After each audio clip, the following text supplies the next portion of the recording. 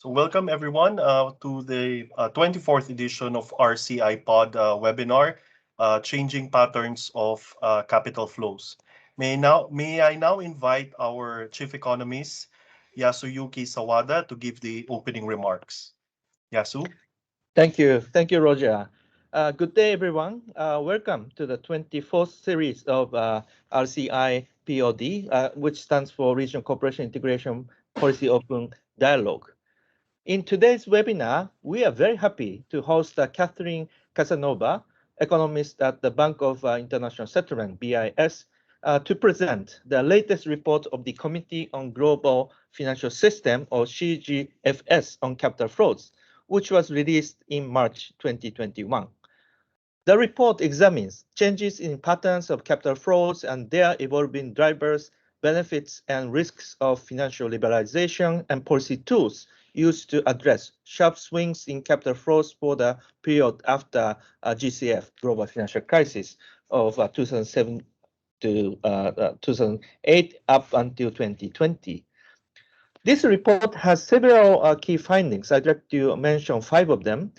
First, past decade witnessed significant changes in pattern of capital flows, including a shift from bank-based to non-bank-based financing, financialization of FDI, rise of public sector borrowers and investors, among others. Second point, summarized in this report, was changes in institutional infrastructure of global financial system through which capital flows ultimately move, known as pipes, have become the most important drivers of capital flow patterns in post-GFC period. Number 3, the report underscores the contribution of better data and recent empirical methods in providing convincing evidence on the benefits of capital flows while highlighting specific risks. Fourth, policy suggestions stress there is no one-size-fits-all prescription, and international cooperation through monitoring and dialogue remain crucial in understanding and addressing risks arising from volatile capital flows. Lastly but not least, the report emphasizes policies which address short-term vulnerabilities or market dysfunction are not substitute for economic and financial reforms. This latest CGFS report on capital flows is highly relevant for Asia and Pacific region, particularly emerging Asian economies. With the rapid financial globalization over the past few decades, Asia's cross-border financial transactions have increased quite substantially. Emerging Asia, including the People's Republic of China, is a large recipient of capital inflows, and hence sudden stops and surges in capital flows will pose greater policy challenges. In addition, large swings in capital flows can lead to volatile asset prices, sharp exchange rate movements, and risks of financial contagion.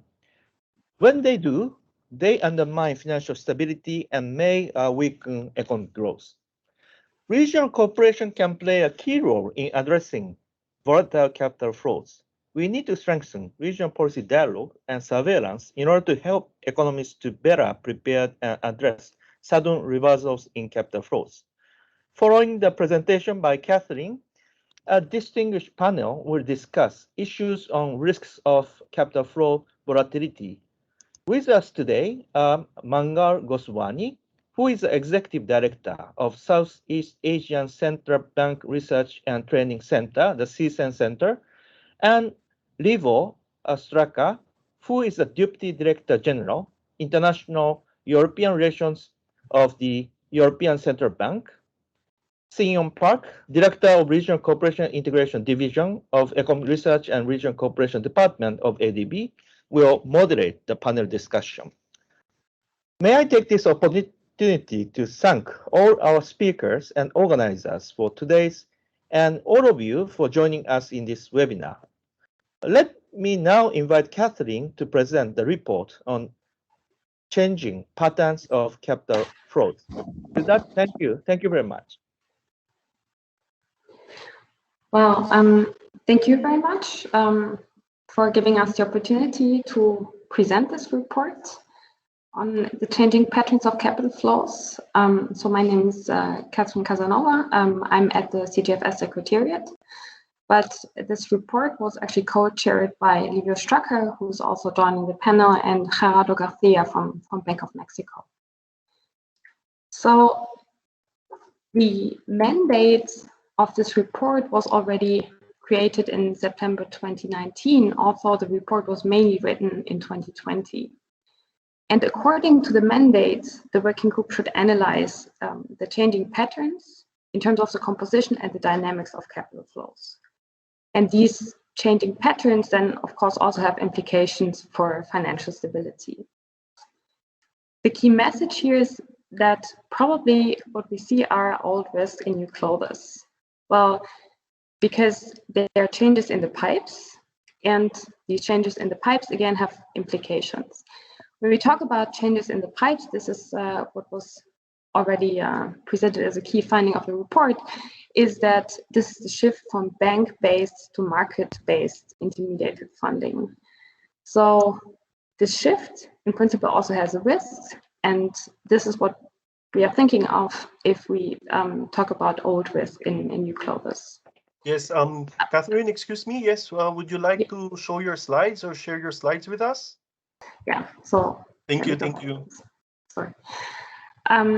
So the changes have certainly also altered the risks, and especially when it comes to very large and volatile capital flows. So the report has 4 chapters. The first one is about the trends. The second is about the drivers of capital flow patterns. Here we think about, let's say, allocational patterns, but also sudden stops. In the third chapter, we talk about the risks and benefits, because there's a trade-off related to that. And finally, the fourth chapter is about policy lessons and policy tools. Overall, this analysis is based on the academic literature, on several policy reports that we looked at, but the working group also had several roundtable discussions, actually 2 of them. One with private sector representatives from Asia, the other one was with private sector representatives from the Western Hemisphere. And the working group, apart from that, also conducted its own analysis. And we had a central bank survey in which 34 central banks actually participated. So let's start with the trends. The key, most dominant trend is this shift from bank-based to market-based funding. On the right-hand side here, you can see 2 panels where we look at the share of portfolio debt or cross-border bank flows relative to total external debt. These are, of course, stocks, but we are looking at the destination countries, so accumulated flows, so to say. The left-hand panel is about advanced economies, the right-hand panel about emerging markets as destination countries. And you can clearly see that the share of portfolio debt has increased, and the share of cross-border bank loans has actually declined. Although you can still also see that for emerging market economies, cross-border bank loans are still very important. The second key trend, which is actually a very persistent one, and there was not much change in terms of the US dollar, because the US dollar still remains the dominant funding currency. That said, what we can see is that there are more and more interlinkages among emerging markets. China is certainly an important driver of these interlinkages among emerging markets, but we can also see them within Asia or within Latin America. So let's say within the regions. The next trend that we discuss in this report is the rising importance of the public sector. And that applies actually to both sides. So from the side of the borrowers, but also from the side of investors. The borrower's perspective in general here is last year was a very good example of this, in that a lot of emerging markets, but also advanced economies, they launched these fiscal support measures. So as a borrower, the public sector has become more important, not only in 2020, but even before that, but that's a good example. In terms of investors, what we have in mind here is, for instance, public sector pension funds or sovereign wealth funds. So they are very important agents on the international stage. And the last trend is, now turning to the private sector, the emergence of different phenomena related to specific types of flows. So you have multinational companies, and then if you think about some types of flows in specific about FDI, so foreign direct investment, it used to be bricks and mortar investment. So really greenfield investment.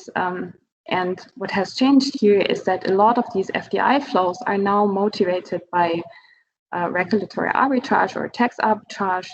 They are financial nature and not of real nature, so to say. And this has become more important.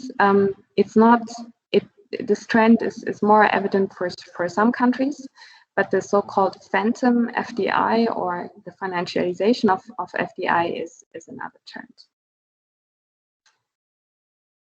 Now, what happened to volatility?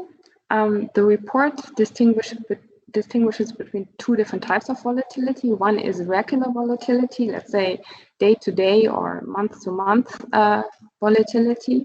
And the second type of volatility is the incidence of very extreme events like sudden stops or surges. Overall, I have to say here that with the regular part, this report considers the time after the great financial crisis, and then it ends in 2019. We have a separate coverage of the COVID events, but when we talk about volatility and sudden stops here, this ends in 2019 in the last quarter. So what we find is that for regular volatility, there are no clear patterns.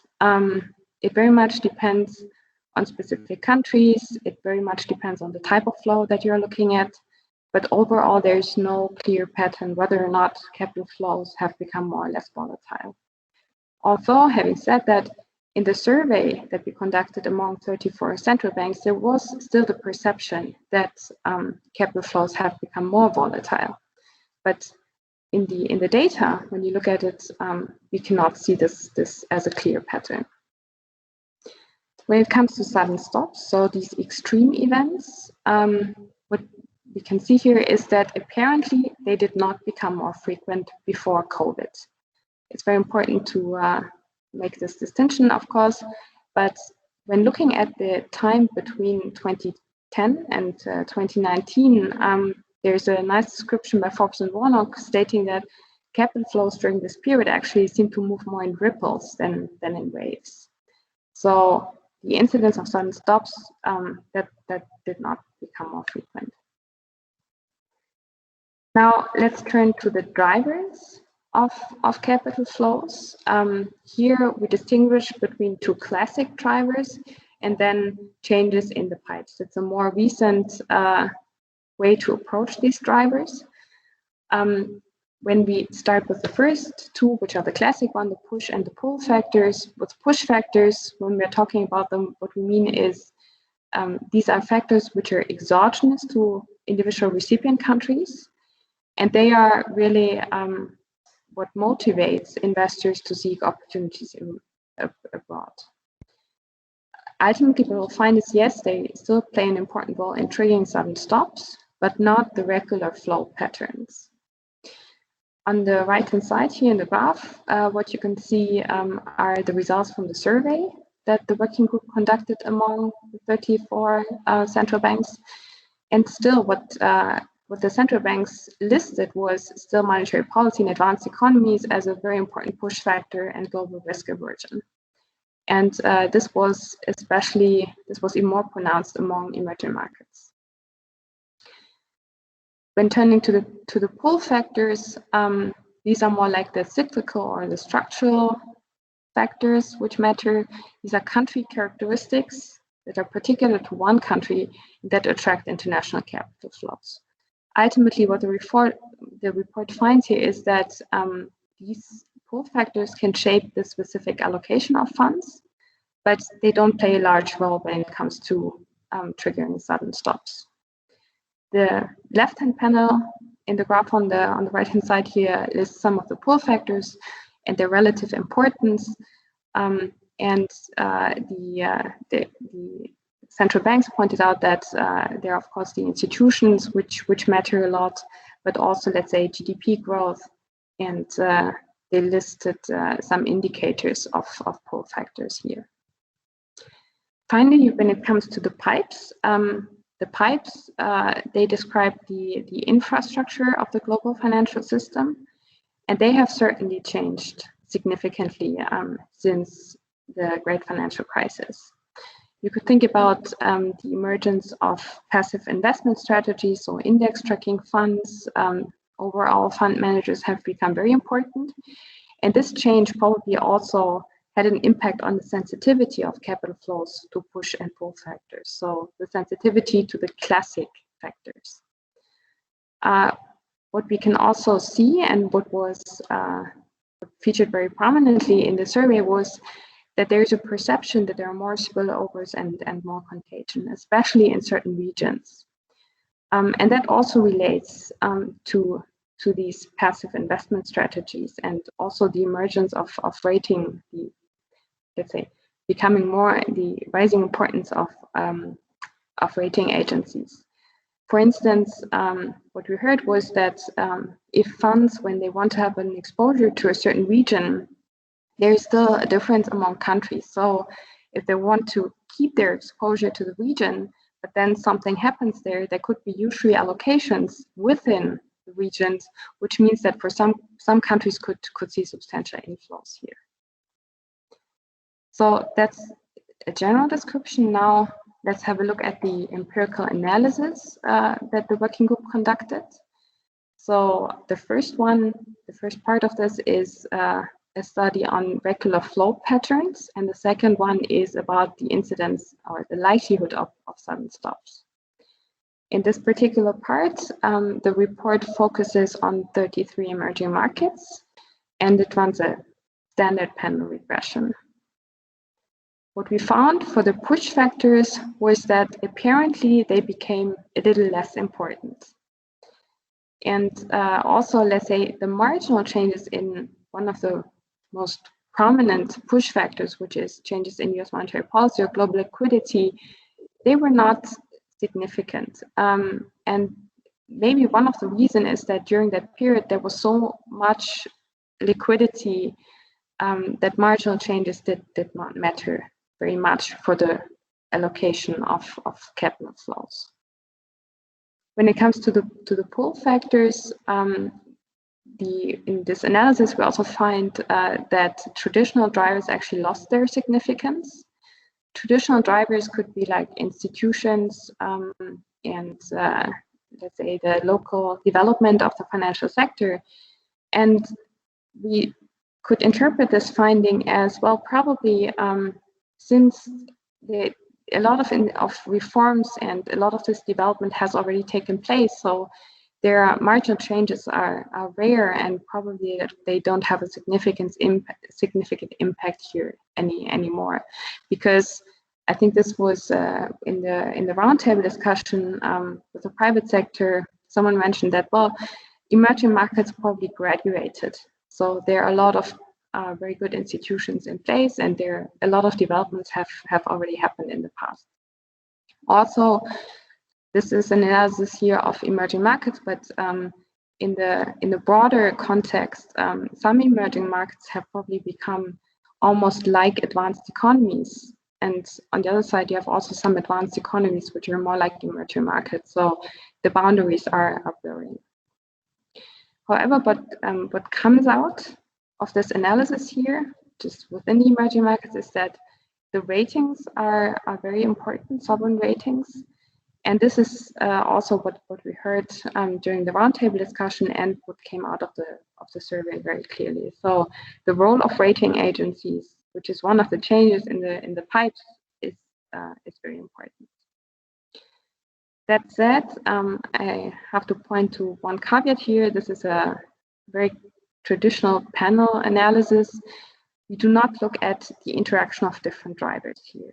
In the annex to the report, we conducted a more sophisticated machine learning exercise, and the result of that exercise was actually that interactions became more important. So we should not look at these standalone drivers, but we should be aware of the fact that there could be interaction effects among them.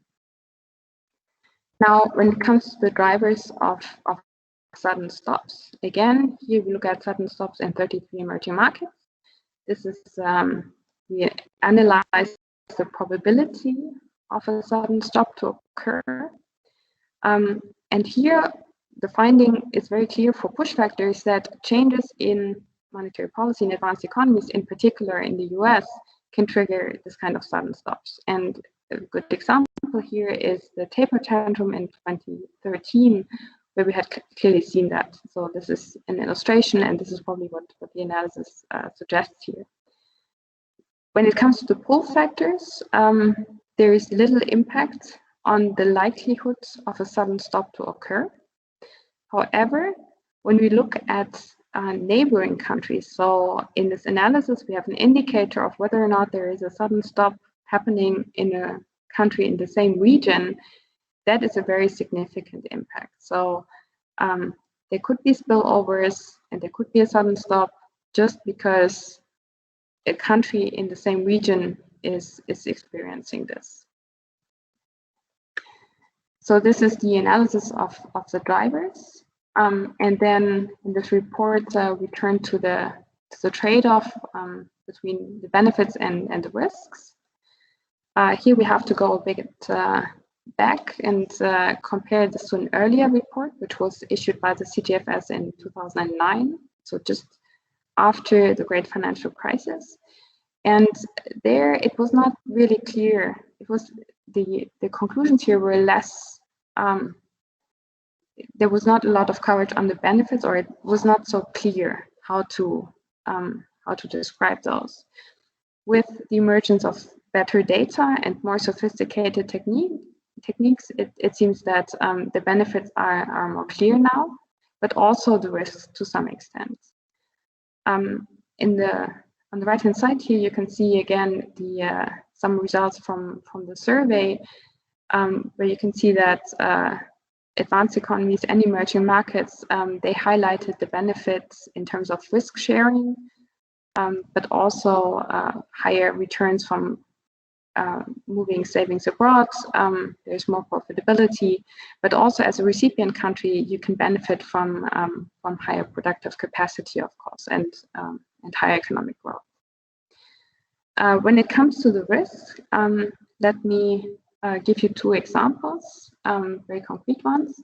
The first is the analysis of the corporate loan markets in Latin America. And the second one is about the real effects of these sudden stops. So for this report, there's like another project which is still unfinished. We're currently working on the background paper to finish this background paper. The question here was that what is the impact of capital flows on corporate lending in emerging markets? And you might think that if there are more capital inflows, that lowers the bank funding constraints within the country. And that could be a clear benefit, of course. But then the question arises, who is actually providing the local loans? So what matters here in terms of, let's say, the overall, the big picture conclusion that we want to draw is who is providing the loans locally, and who are the borrowers who benefit from this. For instance, it could be that that the most credit-worthy firms can borrow, but that was probably the case even before. But what happens, let's say, to the weakest or the most risky firms? Do they also get access to more funding? So in order to analyze this, we conducted a meta-analysis using the credit registries from 5 Latin American countries. and here Brazil, Chile, Colombia, Mexico, and Peru, they participate in this exercise because they have very detailed data on corporate lending. And the illustration here on the right-hand side shows that this is the setup of the analysis. You have capital inflows, and then depending on some characteristics, banks pass this on to firms. What matters here is, for instance, the funding structure of banks, their capitalization, and some other characteristics that we're looking at. And the identification, quote-unquote, econometric identification, here comes from the fact that we have one firm borrowing from two different banks. And the two banks are differentially affected by capital inflows. So we conduct 5 individual analyses based on very granular data, and then we compare their findings in this meta-analysis.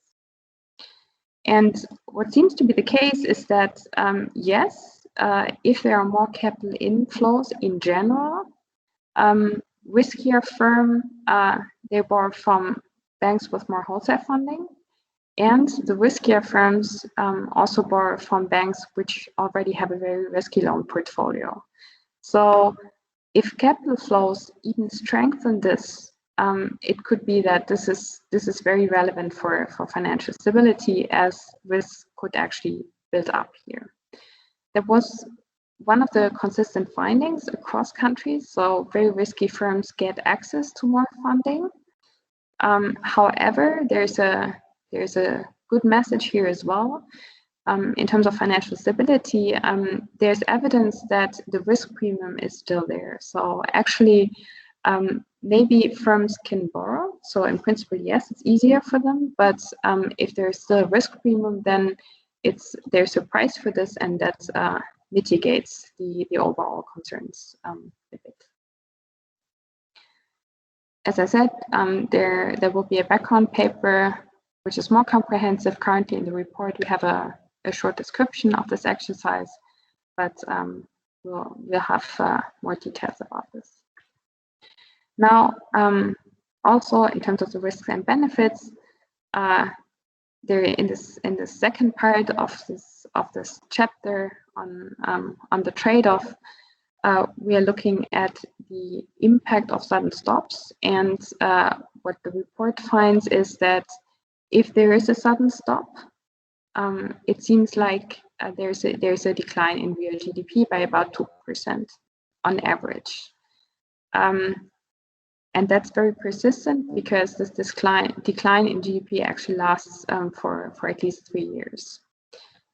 There's a silver lining here in terms of the different periods. If we look at the impact of sudden stops on GDP before and after the great financial crisis, it seems that the decline in GDP actually is a little less pronounced than before the great financial crisis.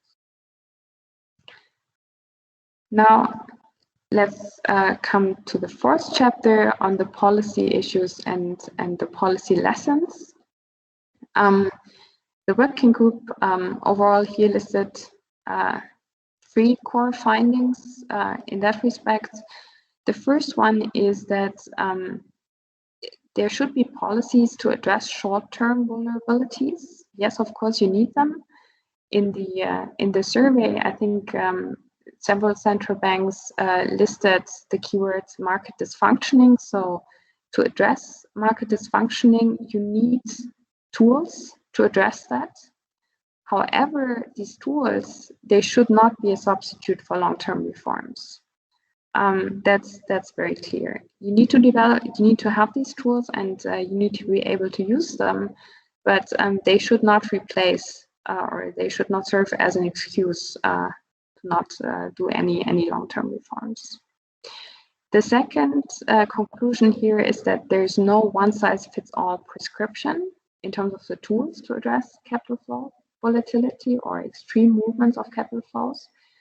And the reason is also that there is no specific tool. Usually different countries use a mix of different tools, from capital flow management tools, CFMs here, macroprudential measures, which seem to work very well, but also in some cases, FX intervention.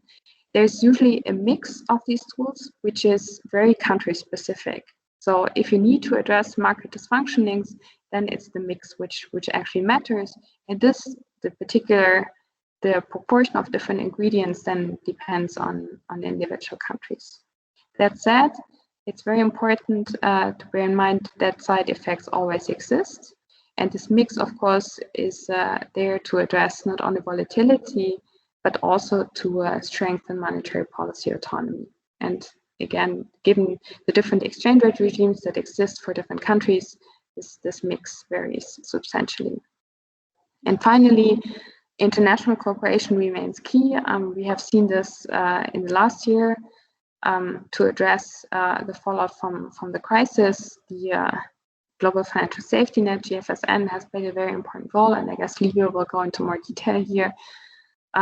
But overall, from the big picture perspective, the pipes that channel capital flows have changed, but they are very, very interconnected and they operate globally. So basically, you also need to have this kind of international cooperation at the international level to address that and to coordinate among countries. So these are the key lessons from the chapter on tools. Let me shortly summarize overall the findings. The report, the key message here is that there are probably old risks in new globals, and that is based on the shift from bank-based to market-based funding. But there's no clear evidence that capital flows have become more volatile. There's this trend, but volatility, let's say regular volatility, there's no clear pattern. What we can clearly see is that before COVID, but after the financial crisis, sudden stop speed did not become more frequent. That was the capital flows probably moved more in ripples than in waves. When it comes to the drivers, the report finds that the changes in the pipes are probably the most relevant ones.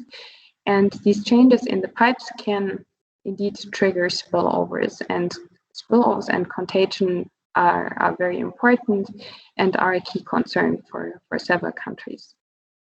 When it comes to the risks and benefits, overall, the key message here is that it seems like the benefits became more clear, given that we have better data and more sophisticated tools to analyze them, but certainly risks remain.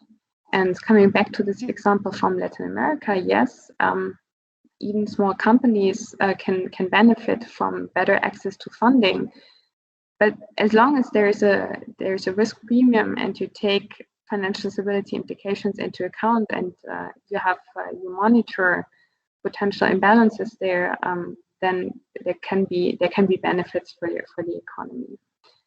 And when it comes to the sudden stops, sudden stops do have an impact on output, and even if the report finds that after the great financial crisis, the drop in output is a bit lower, we need to bear in mind that the COVID period is not captured here. So that's probably an update, so to say, to this risk-benefit trade-off. And finally, about the policy lessons, the key takeaway here is that there are no substitutes for structural reforms. You probably always need a mix to address market dysfunctioning or severe changes in capital flows or very high volatility, but the precise mix of different policy measures here very much depends on individual country characteristics. And overall, another lesson from the COVID episode was that international cooperation is very important and probably remains key. So thank you very much. You can find the report on the CGFS website, which in turn you can find on the BIS website. And I guess that now the panel will discuss some more about these findings. Yes, thank you very much. Thank you very much, Catherine, for that presentation covering the trends, drivers, policy changes, challenges, as well as benefits and risks. So may I now introduce Sin Young Park, who is the director at ERCI, who will moderate the panel discussion. Over to you, Sin Young. Thank you very much, Catherine, for a very interesting presentation, and also introducing the report that has a lot of good implications for the Asia's policymakers. Well, today we have two distinguished panelists who will also provide their insights and then comments on the Catherine's presentation, and and also actively participate in the panel discussion. First, let me introduce Mangal Goswami. Mangal is currently the executive director of the CSEN Center. He served as deputy director at IMF South Asia Regional Training and Technical Assistance Center before, prior joining to the CSEN, and he also served as the deputy director of the IMF Singapore Regional Training Institute from 2010 to 2016. He had a range of experience with the IMF macro and macro financial capacity development in Asia. Prior to joining the IMF Singapore Training Institute, he was a senior economist in the IMF's Monetary and Capital Markets Department, and he also served as a member of selected IMF working groups during the global financial crisis. He participated in IMF's surveillance work on large, complex financial institutions, and was part of several financial sector assessment programs.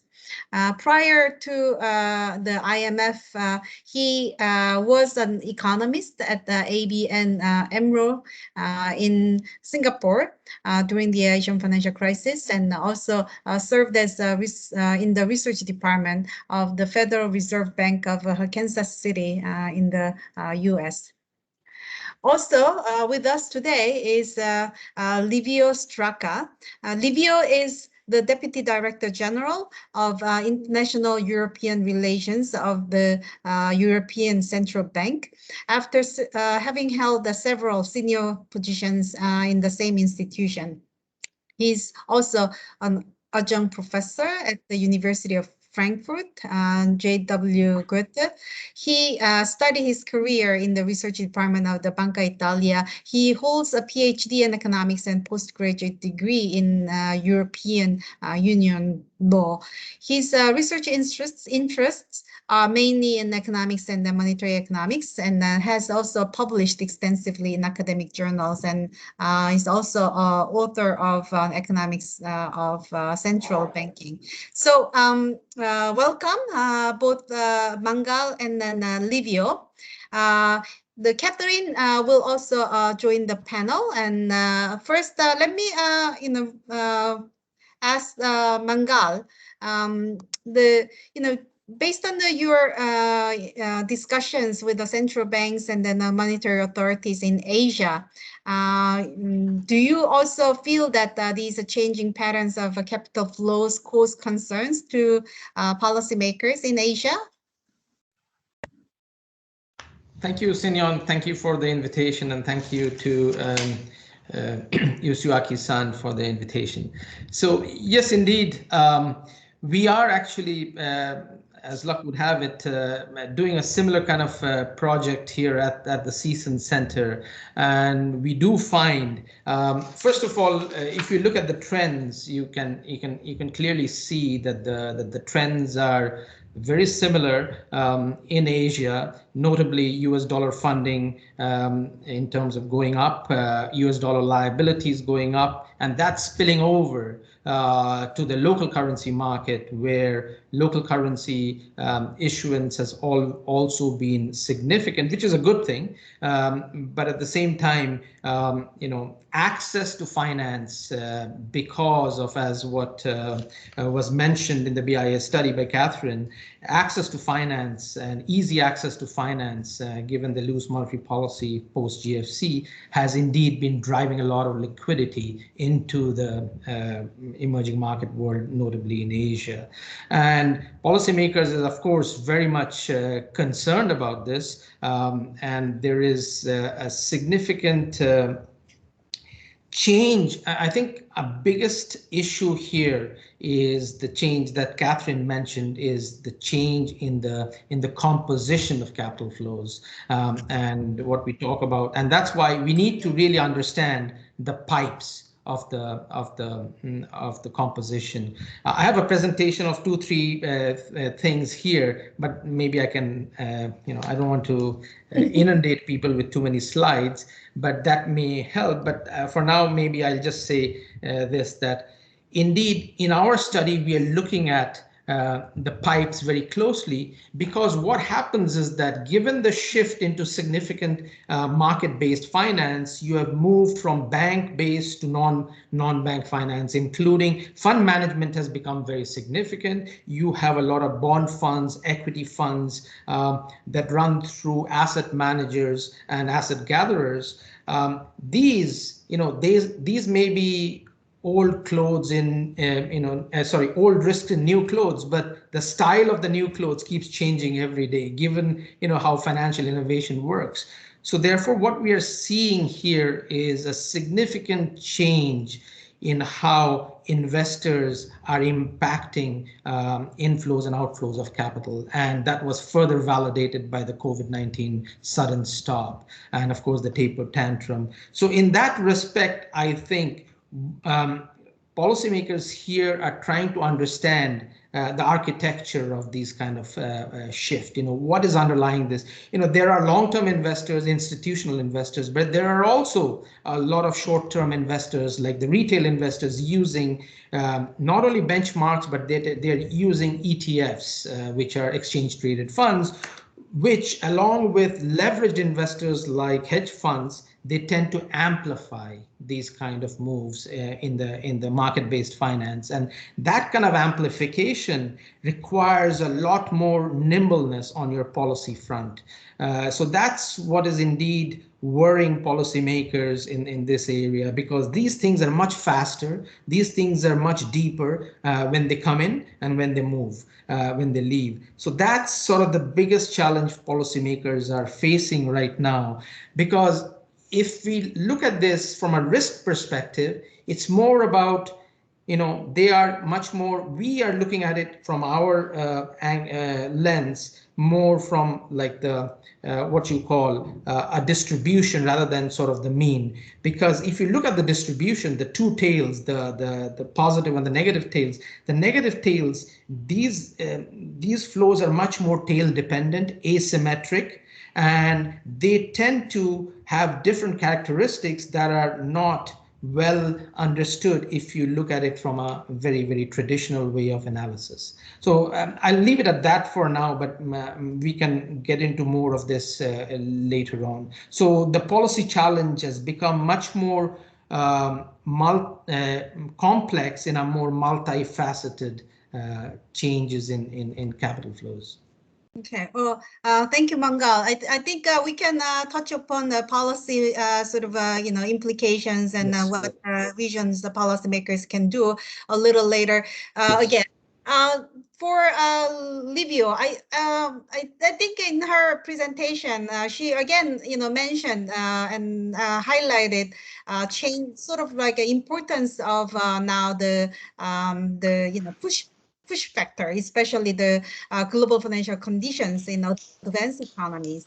And we did experience that, during the global financial crisis, the European banks, when they actually experienced the kind of deterioration in their liquidity situation and their balance sheets, it sort of led to the sudden sort of stops for the emerging market economies. So it does seem quite apparent now that the financial conditions in advanced economies will really work as kind of this push factor and create, also the quite a significant volatility in the capital flows to the emerging market economies. So what's the sort of, what are your insights, and then how do you feel that this actually works also now in the event of the COVID?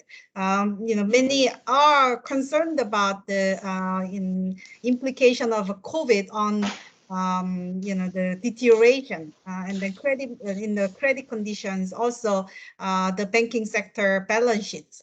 So is it like a kind of repeating again? Do you see the chance of or do you see the risk of having the credit crunch in Europe, which again have quite a lot of risk sort of implication for emerging market economies? Okay, so thanks for the question, and first of all, thanks for inviting me to this event. It would have been great to be physically in ADB, and you will remember that I visited a few years ago, and I really enjoyed it. So this is the second best, but because I'm in Sardinia now, it's not so bad either. But I would have preferred to be in Manila. So thanks for the invitation. Okay, so you touched upon very important question. So I would have I could speak for half an hour, but I will limit myself to just a few observations.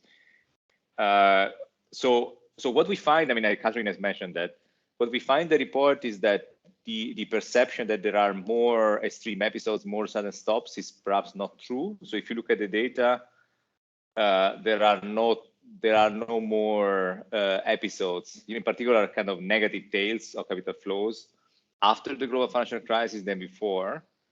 Of course, we had a very large episode with COVID-19 in March 2020, but it was relatively short-lived. We can discuss why it was short-lived. There are several reasons. I think nobody has really put together the evidence to really decompose the role of different factors in kind of making sure that this episode in the end was sharp but relatively short-lived. But I would like to caution a little bit is this feeling that there is a lot of vulnerability in capital flows, that this is a new element. There have always been some vulnerability, but it appears to have become less and not more after the global financial crisis. Clearly a big difference with the global financial crisis really has been the role of banks. This time around, banks have been a rather stabilizing factor, while they've been a destabilizing factor in the global financial crisis. Here, I refer in particular to global banks, large internationally active banks, and of which quite a few of them are in Europe, but they're also in Japan and other economies. So what has been true this time around, also as a general trend in the last decade, has been the shift to non-bank finance, which probably has features on its own. So to some extent, it's certainly an amplifier of shocks, because non-bank institutions like money market funds, mutual funds, and so on tend to act in a pro-cyclical way.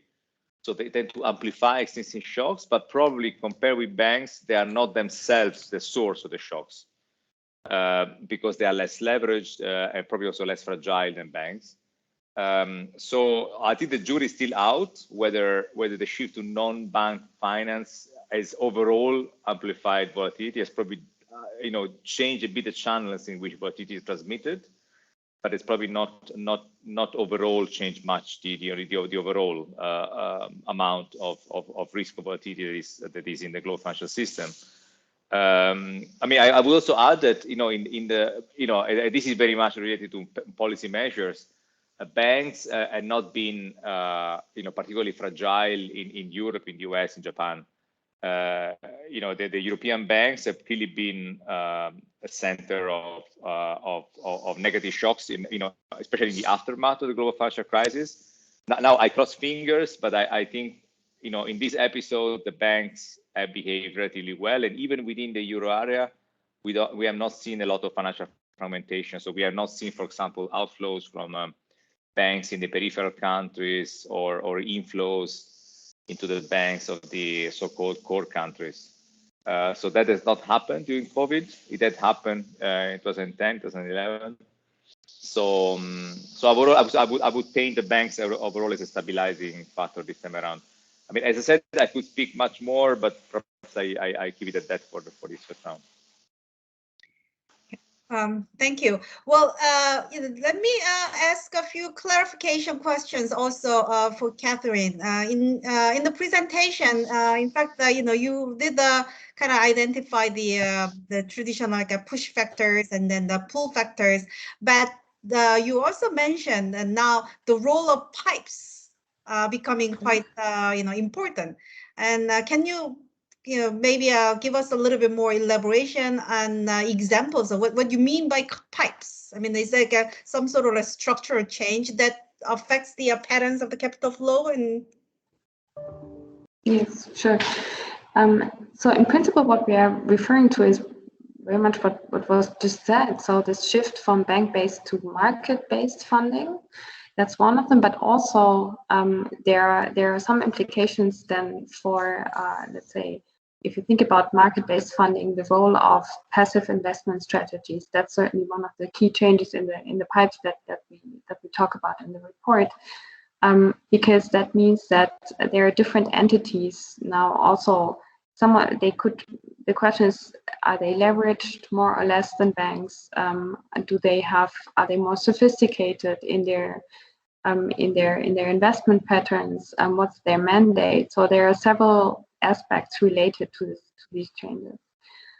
That's certainly one which is very important. And the other one that we also highlight in the report is the role of rating agencies, because a lot of these market-based financial intermediaries, so to say, they also look at changes in the ratings, and that means that there could be huge changes in capital flows just because of ratings, and then they all respond to this in a very similar pattern. So the key changes are related to this shift, but there are also some other, let's say, very big players in terms of, for instance, the rating agencies, which have an important impact on the behavior of capital flows. So in the report, you did mention very broadly about the policy responses, and then some of the policy measures that kind of more like a traditional way of dealing with the capital flow volatility. Are there? I wonder, like, if you have done more, analysis on, how effective these policies are. Given the changes of these capital flows being more driven by the non-bank financial institutions rather than banks. Perhaps some of the measures, especially like macroprudential measures, were really channeled through the banking system. Now, given that there are more non-bank, it's more like an NBFI having a greater, like in a way, role in changing the capital flow.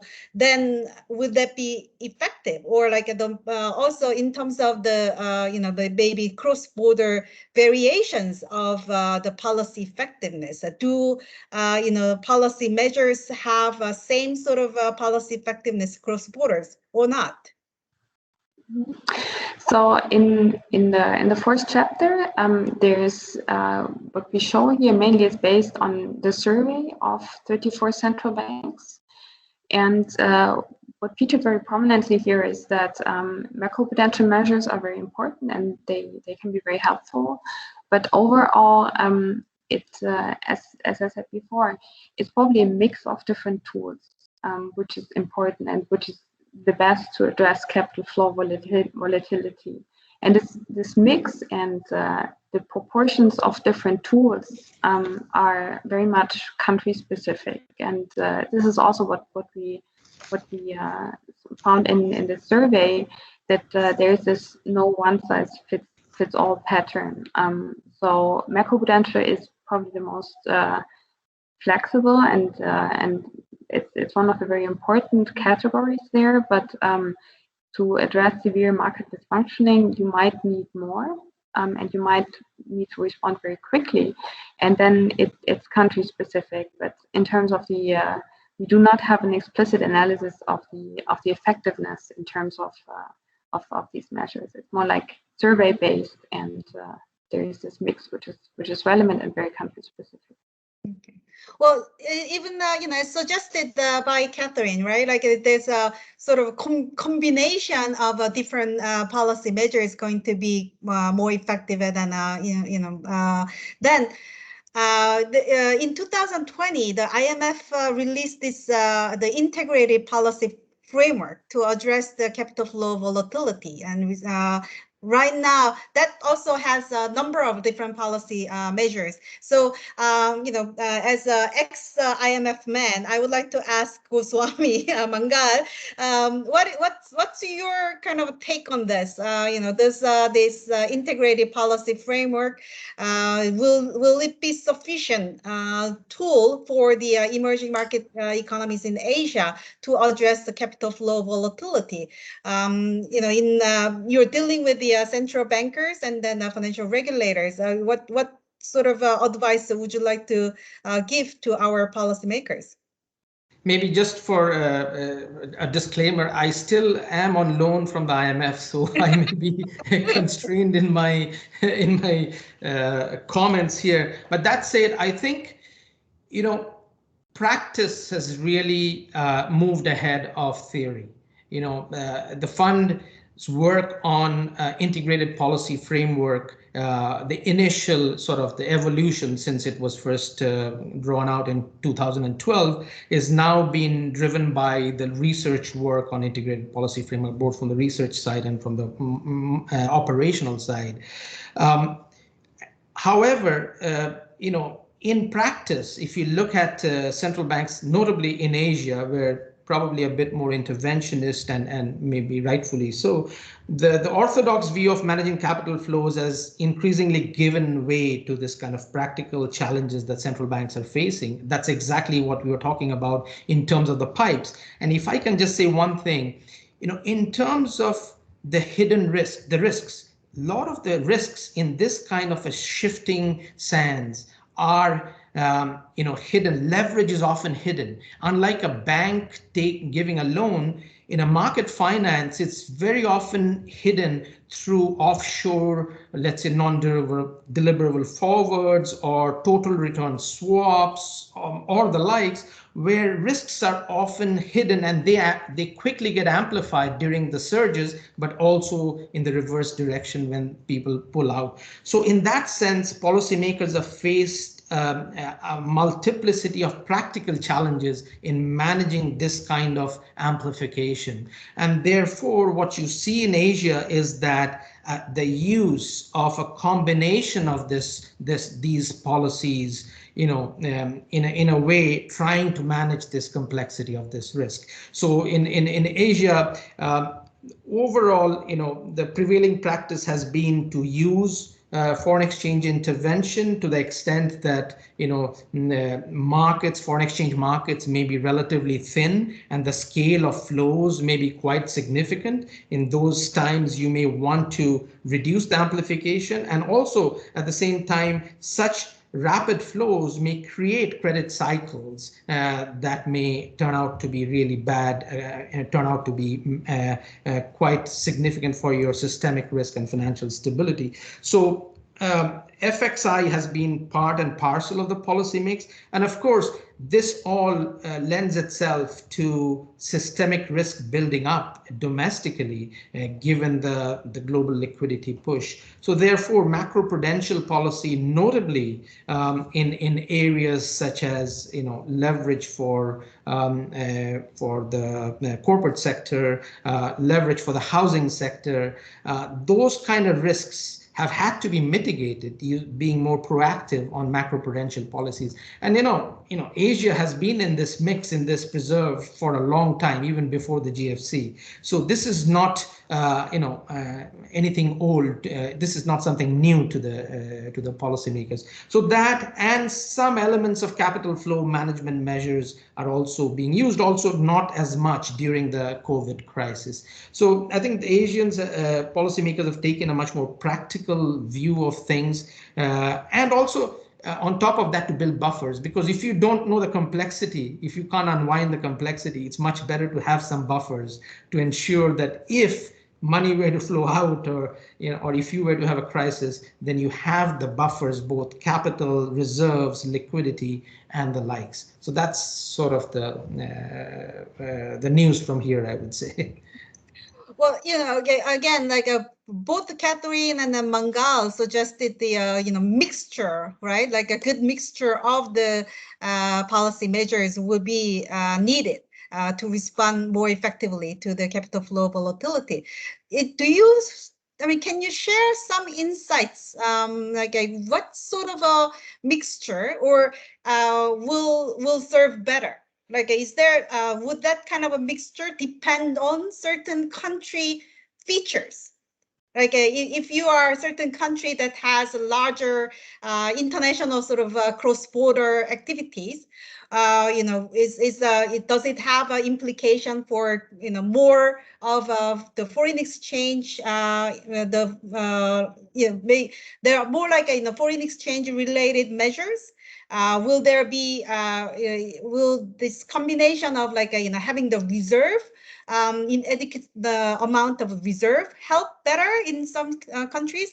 Like depending on some country characteristics, is there like some guidance for the better mixture of these policymakers?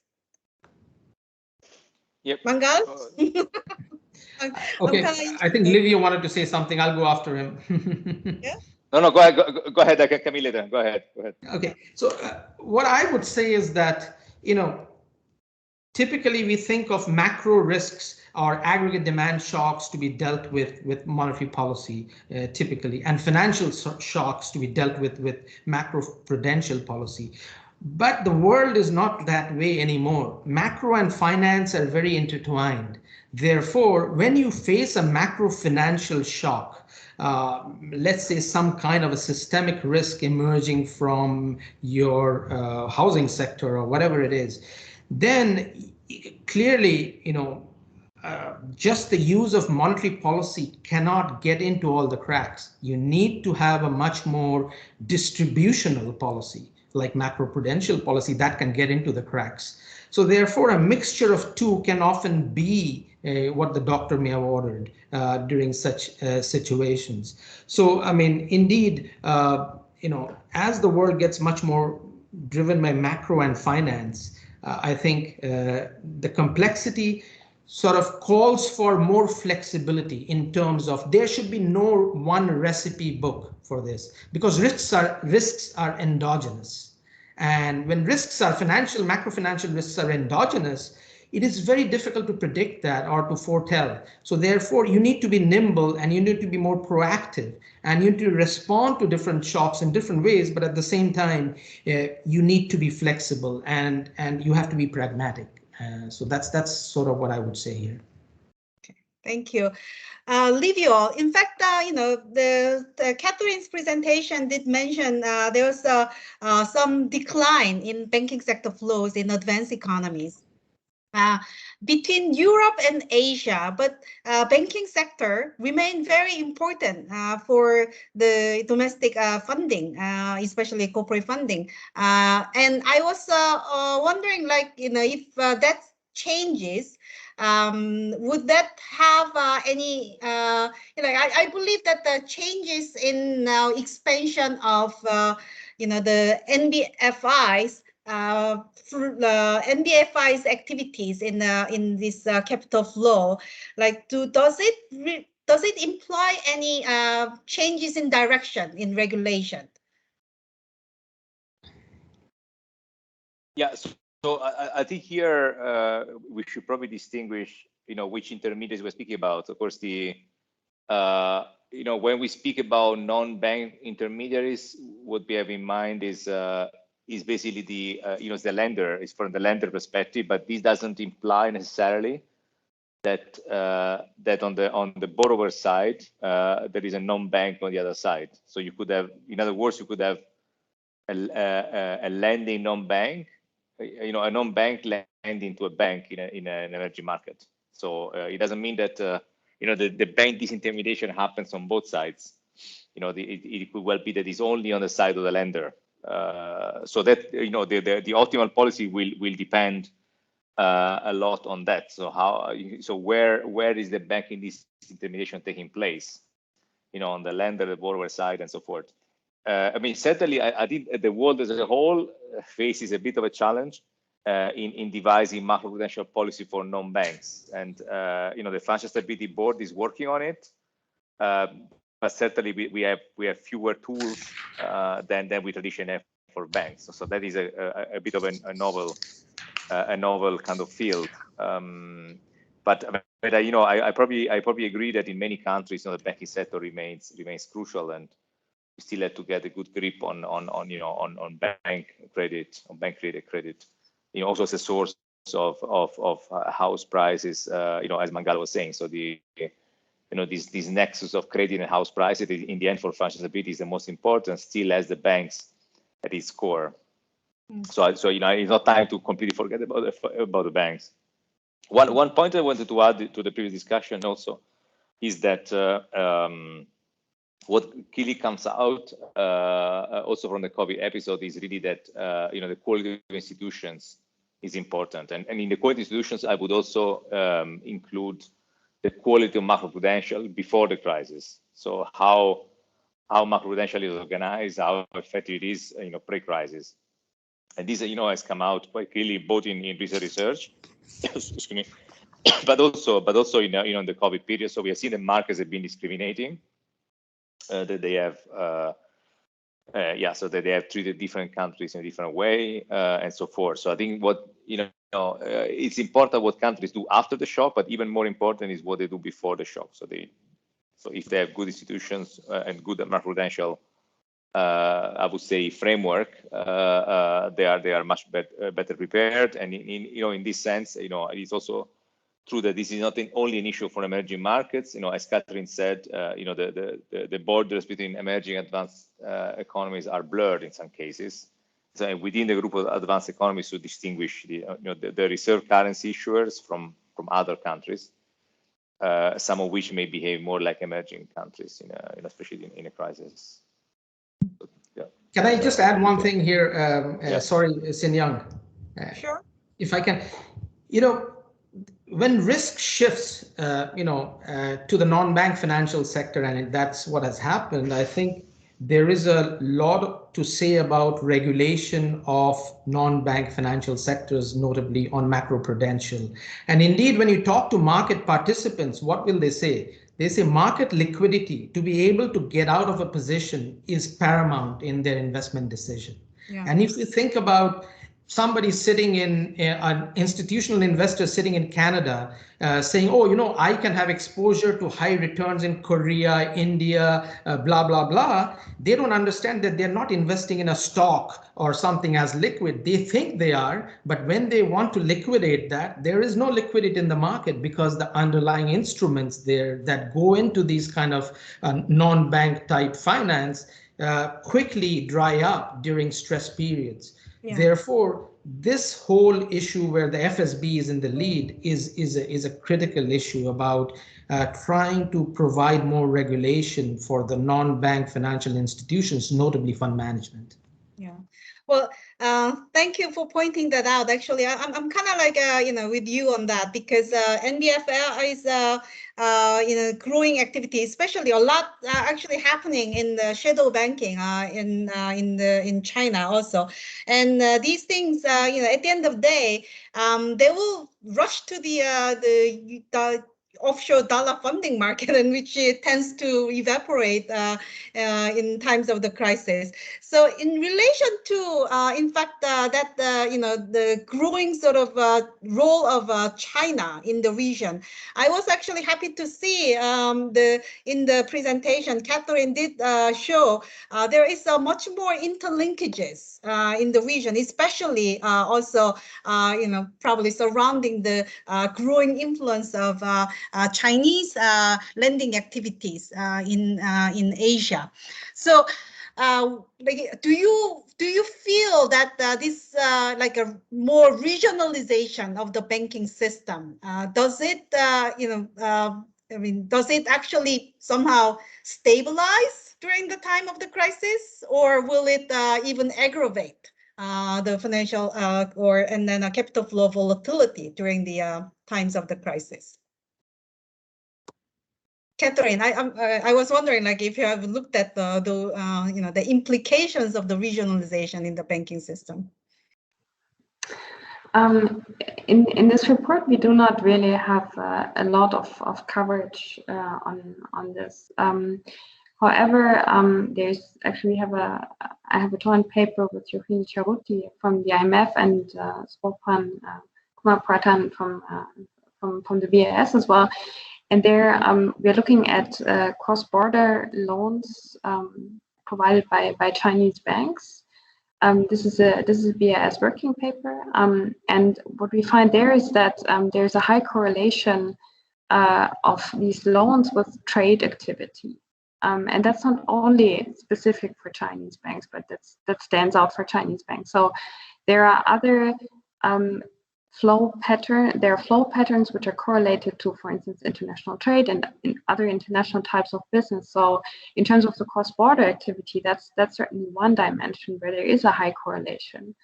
That said, what we show in the report is the impact of international capital flows on Latin America. So these are worldwide flows. We do not look at regional flows, but what we can clearly say there is that there is this beneficial impact.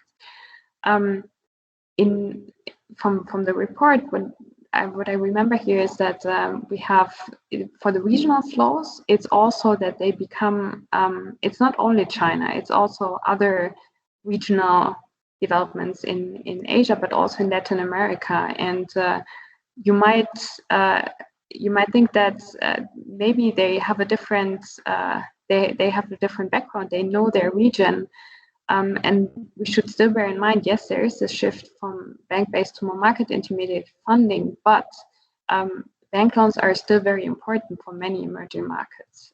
So we shouldn't forget about this. I think that's something which is also very important here. And yes, if there is this shift to more regional interlinkages, maybe there's a replacement going on, but there are certainly several aspects to them that we need to bear in mind. The local institutional quality, for instance, is very important. So if you have a very good risk management locally, then the lender and the borrower, it's there are two sides to this. So who is the lender? Are they more or less leveraged?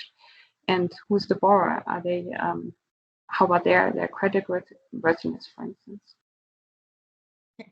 Well, we have about 15 minutes left, so I would like to open the floor and solicit questions from audience. If you have any questions, please, you can actually type in the chat box, or just click on the raise hand button, and then I can invite you to to raise any questions.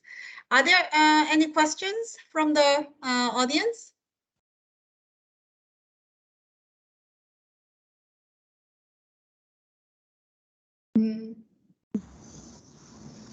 Okay.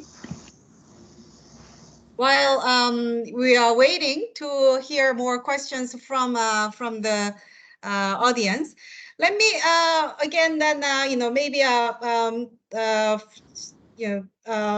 let us actually think a little more about the potential risks in the sort of like a post COVID recovery phase. We did have an experience as the U.S. Fed normalized the monetary policy in 2013-14. It actually kind of led to a taper tantrum in emerging market economies. Right now, around the world, there has been a very long and then extensive, monetary easing going on, but eventually there will have to be reversed, and then normalization should take place. What will imply for the emerging Asian financial markets, and then the banking sector flows? Can I maybe based on the report, like Catherine, can I ask Catherine to respond first? I actually think there are questions maybe in the chat, by the way. Now, I haven't seen it. I think there are 2 raised hands. Maybe they should. Do you first want to take those questions, given that there's limited time left, or? Yeah, but there's no questions. I don't see any. I think there's a raised hand from Daniel and from Youngwoo Khan. Oh, is anyone? How come I don't see any? I think Jongwoo has raised his hand, Sinyang. I don't see it. Oh, yeah. Like, did you guys maybe change the? Maybe I'm not the one who will be able to see the change to hands or yes, something. actually, I can see it. It's Yeah, Jongwoo and I has raised their. Who has hands raised? Jongwoo and me. Jongwoo? Yes. Jongwoo, you have any questions? Yeah, thank you. So I find Catherine's presentation quite interesting. I appreciate all the information shared indeed. And based on her presentation, I have a couple of questions. First one is about the reduced volatility of the capital flows. Recently, the overall total inflows as well as the debt inflows, the volatility has decreased, but according to your presentation, the volatility of the other investment has increased for both AEs and EMEs. So perhaps this category of the other investment comprises the pension and insurance related inflows as well as credit related inflows. So what could be the policy implication for the policymakers in the region due to the increased volatility of other investment flows? Second question of mine is that you have emphasized a couple of times the importance of impact of sovereign credit ratings, right? But there is some criticism that sovereign credit rating agencies are moving even later, perhaps later than what they should have done. For example, only when after something has gone wrong, they try to adjust their credit ratings, and that they need to catch up very fast by reducing the credit rating by 2 notches or 3 notches in a row. So perhaps due to the potential reputation risk. So is this credit rating agent factor is really leading indicator or lagging indicator or contemporaneous indicator? Based on your research, I'd like to ask you to elaborate more on this. Finally, the sudden stop episode or scenario is quite interesting, leading to 1.8% GDP decrease initially, and 2% decrease over at least for 3 years for the EMEs. But at the same time, the EMEs, the share in terms of capital outflows for debt and equity has increased over time significantly. Also, in the space of the FDI, you have emphasized it has both real and financial aspect, and Asia's the share of the global FDI has risen to just below the 50%. So there could be some reverse spillover or the spillback effect. If there is sudden stop episode affecting the EMEs, then there could be reversal spillovers back to the advanced economies. So I'm just wondering what's your insight whatsoever on this potential reverse spillover effect? Thank you. Should I answer immediately? So for the volatility, as I said, the specular volatility patterns, they're very different for different types of flows, and they're very different for different countries. So it's very hard to find some common patterns here. However, what I mentioned before, that there's a bit of a puzzle. So in the data, we cannot see a lot of consistent patterns. However, in the survey, the 34 central banks pointed out that volatility, and this is regular volatility, is still a very important concern, and maybe there's something happening in between. We do not take a stance on it, but just I think that was an interesting finding, where probably more research is actually needed. So why is the perception so different from what the data actually says?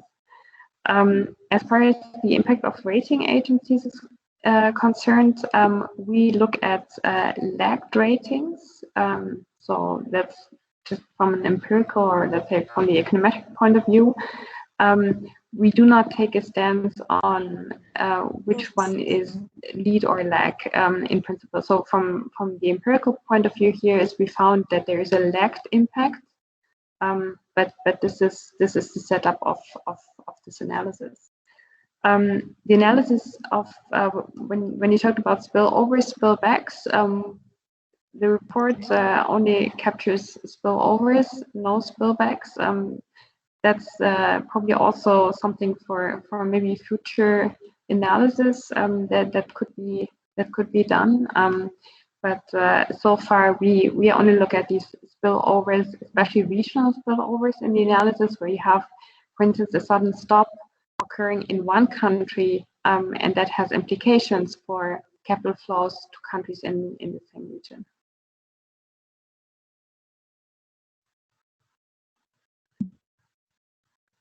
Yes, I also have a question to. Also, Roger, is that? Yes. I have a question to both Catherine and Livio. In your report, you've looked into the patterns of capital flows. I guess it's a more of an aggregate pattern, as well as in the traditional view of looking at it in different instruments, like let's say debt versus equity type. Is surveilling or monitoring capital flows from a sectoral perspective will be useful moving forward in trying to understand future changes or recent changes in the patterns of capital flows, particularly in the context of, let's say, pipes. These pipes can actually do change, and I guess the non-bank financial institutions, they do play a role, a huge role in capital flows to emerging economies, even in advanced economies. So do we, looking specifically, let's say, on the banking sector flows or the non-bank or other financial corporate, moving forward, would this be a way where we can also monitor changing patterns? So that's my question. No, thanks, Roger, for the question. So I also agree with you that sectoral is really the way to go. And actually, some of the academics who we consulted even said that micro is the way to go, so not even sectoral. But of course, data limitations are important. If you want to match borrowers and lenders, it's going to be difficult to have like a complete database of sector and country versus sector and country. So say, non-bank intermediaries in Germany lending to bank intermediaries in India. It's, there always be data limitations for that. There are some more limited, there's some more limited work on specific, with specific databases. For example, in Europe, we use a lot the security holding statistics, SHS, which has very good data on portfolio investment. So in particular, also the retail level. So there we can really see, where the European investors are having their kind of portfolio outflows, and we can also distinguish, what is, because a lot of portfolio holdings are held through offshore, through intermediaries in offshore centers or in financial centers. So if you want to understand the real exposure, so the real portfolio exposure, you need to reallocate reallocate these holdings. So, for example, a German household may hold an asset vis-a-vis an Irish money market fund, and the Irish money market fund invests in somewhere, I don't know, in the US. That the official statistics that will probably be will be counted as a German household having exposure towards Ireland and not towards the US. So you need to have a lot of reallocation. So I mean, my message is that that's certainly the future of research in this area, but data limitations are important. They will continue to, unfortunately, to be important. All right, thank you so much. Okay, thank you. Also, we have a question from Yasu. In the report, in fact, Catherine, you might remember that the report says while the shift from the bank-based to market-based finance has been observed and the currency composition of flows grew more diversified, overall banking-based capital flows and then US dollar as the dominant funding currency have been still relevant in emerging market economies. Does this description really apply to specifically developing Asia and Pacific? Do you see this? Do you see this same sort of observation in this region? So in the report, we do not have a specific regional. We do not analyze this in specific. It's more like a general pattern, of course. In terms of dollar funding, the dollar is certainly still dominant. That's a common pattern. There's also, if it comes to, let's say, why is this important? There's also a CGFS report, actually, the last one before this one is on dollar funding. So maybe you want to look at this in particular. And one of the answers to why this is important is actually that the mismatch of lenders and borrowers is very important. And one of the key messages from that report was basically that it's not only for banks, you also need to look at this mismatch for other types of lenders and borrowers. And yeah, as I said, unfortunately, we do not have a very specific coverage on Asia here. I guess you could see a lot of this from some of the data from the BIS data, which is published. But it's relevant not only for banks, but also for other financial intermediaries, but also for companies per se. You also, if I can add, I think from our research, we do see the US dollar funding in Asia to be going up after the GFC quite significantly, not just from banks, but mainly from the non-banks. And if you look at the number of issuance from Asian corporates and financial institutions, it's significant. As over the past 2-3 years has been significant. So US dollar funding has been a big driver. And just going back to one issue that Livio pointed out earlier, of course, it still remains a mystery, the whole dive of the outflow or net withdrawal of funds from emerging markets. One thing that is tied to this dollar funding is that the Fed's swap line and its repo facility, which complemented that, which was a new innovation, really sort of put a floor to the kind of withdrawal we saw and a sharp reversal. I mean, this is something that many market participants and people we have talked to believe, and we're yet to see a good solid study on this, but it appears to be an important contributor to the reversal. Thank you. Time's running out, and but we only have one more question, and then I think it's again related to the clarification of the report. You noted in the report, in fact, the capital flow sort of volatility seemed to remain more or less the same, but in the region. Somehow, maybe it's a perception, but it seems that there's a really larger frequency of capital flow volatility and surges.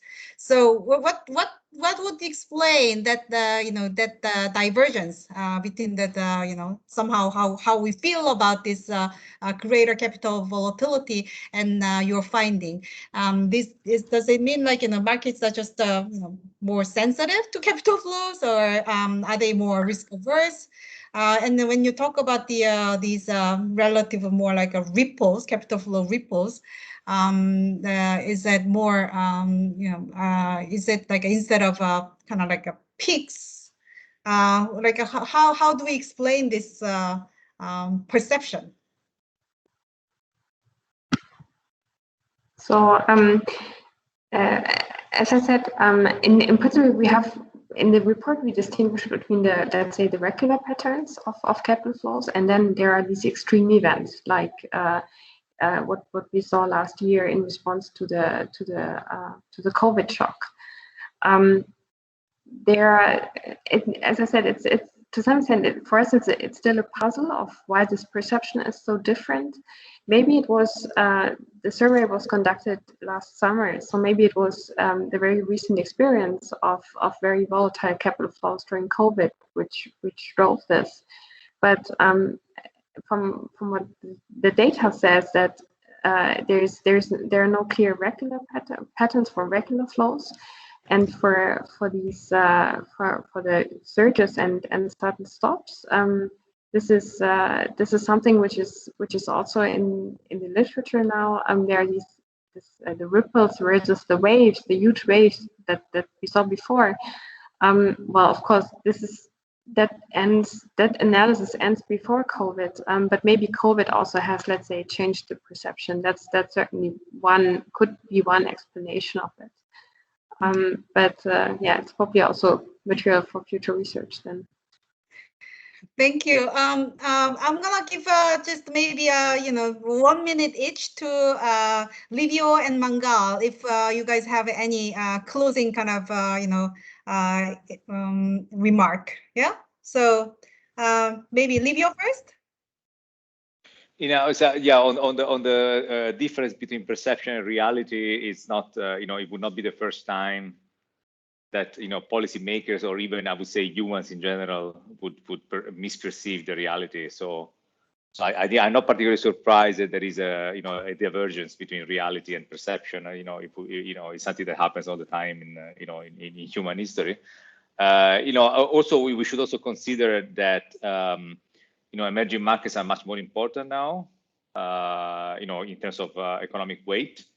So I would say, especially for advanced economy policymakers, what is happening in emerging markets, also in relation to capital flows, is more important. So the Fed, for example, I'm sure it will pay considerable attention to capital flows and to spillbacks and so on. And so this is much more prominent because of the rise in emerging markets, not necessarily because of the rise in volatility capital flows. So this is all I wanted to say, and there will be many other things to say, but time is limited, so I stop it here. Thanks. Mangal? Very quickly, I think watch for the non-bank financial sector, but that's pretty much where the risk has moved, because capital was least regulated, and that's where I think even this whole fintech and crypto assets and the FSB's whole taxonomy is very good. So this is where new risks are likely to emerge from, and we have to be mindful and regulation, not to over-regulate, but to ensure that you have prudent regulation. Thank you. Thank you, Catherine, Mangal, and Livio, for really excellent discussion. Well, we are really entering into a precarious time, and I do worry a lot about the future sort of path of the policy normalization, and then how that's going to play out in the capital flows to emerging markets. So this was a very timely, and also we appreciate that in the really insightful presentation and discussion today. So thank you, and look forward to having you guys again for our next event. Yeah, thank you, and thank you everybody. Thanks for the invite. Thank you. Thank you very much. Thanks. Have a good evening. Bye.